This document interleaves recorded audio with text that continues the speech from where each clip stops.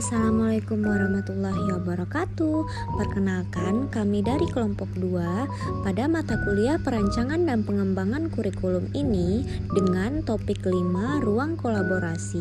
Kami akan coba mempresentasikan hasil diskusi dari jurnal-jurnal yang telah kami baca. Dan kami yang beranggotakan Atika Suci Ramadanti, Citra Gevi Sonia, dan Farda Dewi Sandra.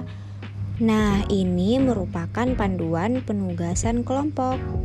Jurnal yang pertama didapatkan oleh Atika Suci Ramadanti dengan judul Strategi Pembelajaran dalam Meningkatkan Keterlibatan Siswa.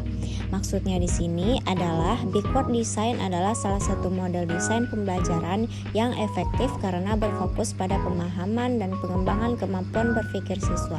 Terdapat 3 tahap yang harus dilalui dalam menyusun desain pembelajaran dengan model backward design, yaitu mengidentifikasi hasil, menentukan penilaian, dan merancang instruksi kegiatan pembelajaran. Selain itu, penting untuk memastikan pemahaman siswa terhadap konsep yang dipelajari.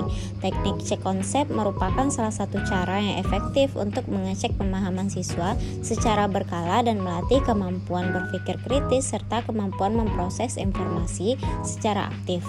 Aktivitas tersebut dapat ditunjang dengan penerapan pola interaksi yang bervariasi dan bermakna selama proses pembelajaran. Dan jurnal yang kedua dari Citra Gevi Sonia dengan judul Implementasi Backward Design dalam Pembelajaran dengan Word2. Dapat disimpulkan, guru memberikan pengunggah perhatian agar menarik minat peserta didik terhadap materi pelajaran dan menahan perhatian mereka selama ini. Hal ini dapat dilakukan sebagai pendekatan minat dengan mempertanyakan ide-ide kunci dari pelajaran sebelumnya, meminta siswa untuk menonton klip pendek yang terkait dengan pelajaran atau menampilkan sesuatu di depan kelas yang tidak biasa atau berbeda. Ada banyak kegiatan lain yang dapat menghubungkan peserta didik di dalam pembelajaran. Yang pertama, guru membawa alat demonstrasi sebagai peraga dan menyiapkan video pertanyaan pemantik. Kedua, merancang aktivitas pembelajaran yang berpusat pada peserta didik. Dan yang ketiga, guru sebagai leader atau pemandu maka harus memastikan kegiatan yang dilakukan agar tidak melenceng dari skenario yang telah dibuat agar kelas tetap kondusif dan terarah. Nah, jurnal yang ketiga didapatkan oleh Farda Dewi Sandra dengan judul Perancangan Pembelajaran Fisika dengan Rangkaian Seri dan Paralel untuk Register menggunakan Understanding by Design. Desain pembelajaran tentang rangkaian resistor seri paralel menggunakan UBD telah dibuat dalam penelitian ini. Berdasarkan hasil review dari para pengajar fisika yang menjadi reviewer desain ini dapat digunakan menjadi salah satu alternatif desain pembelajaran untuk memperbaiki kualitas pendidikan. Hal penting yang mendasarinya dalam UBD ditekankan bahwa tujuan pembelajaran, evaluasi pembelajaran, langkah pembelajaran harus saling terkait. Jadi, penggunaan UBD dalam mendesain pembelajaran direkomendasikan untuk para pengajar.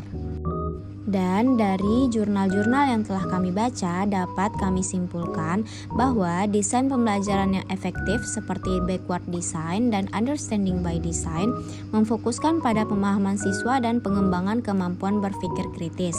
Dalam backward design ada 3 tahap utama: mengidentifikasi hasil akhir yang diinginkan, menentukan penilaian, dan merancang instruksi.